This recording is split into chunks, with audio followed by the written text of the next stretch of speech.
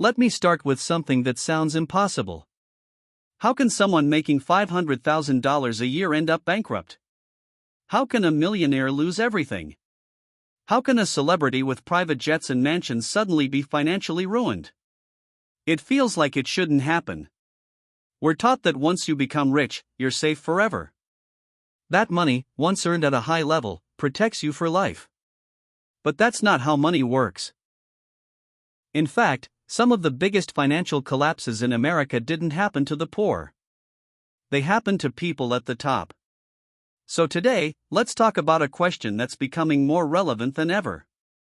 Why are the rich going broke? First, we need to understand something important. High income is not the same as wealth. You can earn $1 million a year and still live paycheck to paycheck. It sounds crazy, but it's true. Income is what comes in. Wealth is what stays. And many high earners confuse the two. Let's imagine someone earning $800,000 per year. That sounds like financial freedom. But then the upgrades begin. A bigger house in a better neighborhood.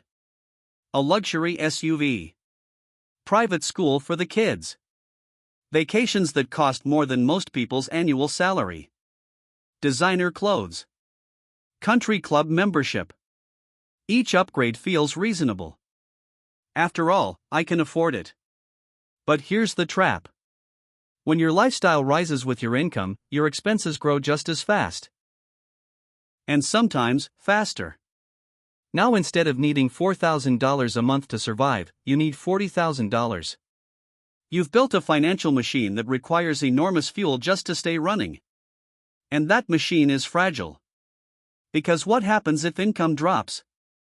What happens during a recession? What happens when a business slows down? What happens when an industry changes? What happens when a contract ends? Most high-income earners don't plan for the fall. They assume the good years will continue forever. But income at the top is often unstable. Entrepreneurs can have one amazing year followed by two bad ones. Investors can ride a bull market and then get crushed when it turns.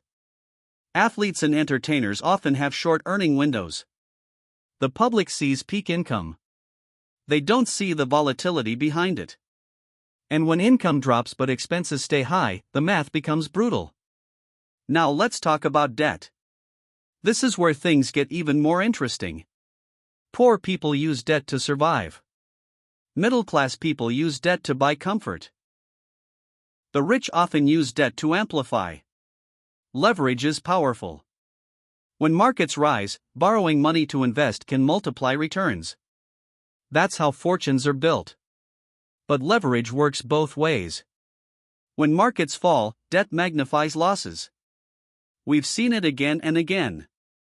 Real estate investors overextend. Hedge fund managers take aggressive positions. Business owners borrow heavily for expansion. Everything looks smart when asset prices are rising. But when the market turns, liquidity disappears. Loans get called. Investors panic. And suddenly, what looked like genius becomes recklessness.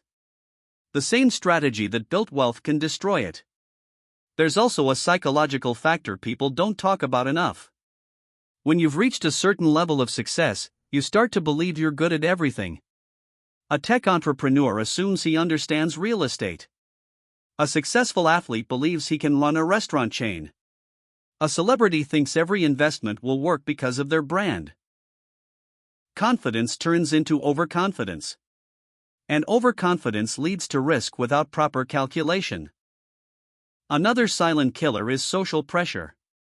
At high income levels, your circle changes. Now your friends are buying yachts. Now your neighbors are upgrading homes. Now the standard isn't comfort, it's dominance. Even wealthy people compete. Not to survive, but to signal status. And signaling is expensive. You don't just buy a house. You buy the biggest house on the street. You don't just drive a nice car. You drive the newest model every year. You don't just invest. You make bold, public bets. The problem is, ego doesn't protect your balance sheet. And here's something most people never consider: taxes. As income rises in America, taxes rise sharply. Federal taxes, state taxes, property taxes, capital gains, business taxes. High earners may bring in huge revenue, but what they keep is often far less than people assume. Combine high taxes with high spending and high leverage, and you get a dangerous equation. From the outside, it still looks like wealth. Inside, it can be fragile. And the final factor? Time. Many rich people build wealth quickly. But maintaining wealth is a different skill entirely. Making money requires risk-taking. Keeping money requires discipline. And those two traits don't always live in the same person. Let's go deeper into how fortunes actually collapse. Because most financial downfalls don't happen overnight. They happen slowly, quietly, step by step. At first, it's small. A slightly riskier investment. A bigger expansion than necessary. A loan taken because cash flow will cover it. A new house purchased based on expected future income. Nothing dramatic. Nothing that feels reckless in the moment. But wealth at a high level is often built on assumptions about the future. Assumptions that the market will keep growing. Assumptions that demand will stay strong. Assumptions that interest rates will remain low. Assumptions that reputation equals competence in every field. And assumptions are dangerous when the environment changes. Look at what happens during economic shifts. When interest rates rise, debt becomes expensive. When markets fall, paper wealth evaporates. When credit tightens, refinancing becomes impossible. When consumers slow down spending, businesses shrink. For someone living far below their means, this is uncomfortable. For someone living at the edge of a massive lifestyle, this can be catastrophic. Another hidden reason the rich go broke is illiquidity. On paper, someone may be worth $10 million. But that wealth may be tied up in real estate, private equity, company shares, or long-term investments. It looks impressive on a net worth statement. But net worth doesn't pay monthly bills. Cash does. When assets can't be sold quickly, or when selling means accepting huge losses, panic begins. And panic decisions destroy wealth faster than bad markets do. People sell at the bottom. They lock in losses. They make desperate bets to recover quickly. That's how temporary problems become permanent collapses. Now let's talk about something uncomfortable: identity. For many high achievers, money is not just money. It's proof. Proof of intelligence. Proof of status. Proof of success. So when wealth starts shrinking, they don't just lose assets. They feel like they're losing themselves. And instead of downsizing early, selling the big house, cutting expenses, scaling back, they delay.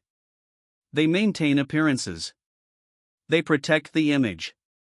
Until reality forces their hand. And by then, options are limited. There's also the issue of lifestyle dependency. When you live in a high-income environment for years, your definition of normal shifts. Flying private feels efficient. 5-star hotels feel standard. Spending $10,000 on a dinner doesn't feel extreme. Your brain adapts. And once your baseline shifts upward, going backwards feels like failure even if it's financially smart. So instead of adjusting down, many double down. They try to earn their way out of the problem. They take bigger risks. Launch new ventures quickly. Invest in guaranteed opportunities. And sometimes that works. But often, it accelerates the fall. Here's the key lesson in all of this. The rich don't go broke because they didn't make money. They go broke because they built fragile systems. High fixed expenses. Heavy leverage. Overconfidence. Illiquid assets. Ego-driven decisions. Money alone doesn't create security. Margin creates security. Margin between income and expenses. Margin between assets and liabilities. Margin between confidence and humility. And here's the most important part for everyday viewers. This isn't just a story about celebrities or millionaires. The same principles apply at every level. If you earn $60,000 but spend $60,000, you're fragile. If you earn $200,000 but structure your life around $200,000, you're fragile. If you borrow heavily assuming tomorrow will always be better, you're fragile. Wealth is not about how much you make at your peak. It's about how resilient you are during the downturn. True wealth is flexibility. The ability to survive bad years. The ability to reduce expenses without destroying your identity. The ability to say no to ego purchases. The ability to hold cash when others chase status. Some of the quietest millionaires in America don't look rich at all. They drive older cars. They live below their means. They avoid unnecessary debt. They focus on steady growth instead of dramatic leaps. It's not flashy, but it lasts. So the real question isn't why the rich go broke. The better question is, are you building wealth or are you building a lifestyle that requires constant high income to survive? Because income can disappear. Markets can fall. Opportunities can change.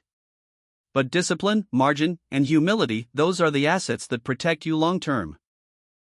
And that's the difference between looking rich and actually staying rich.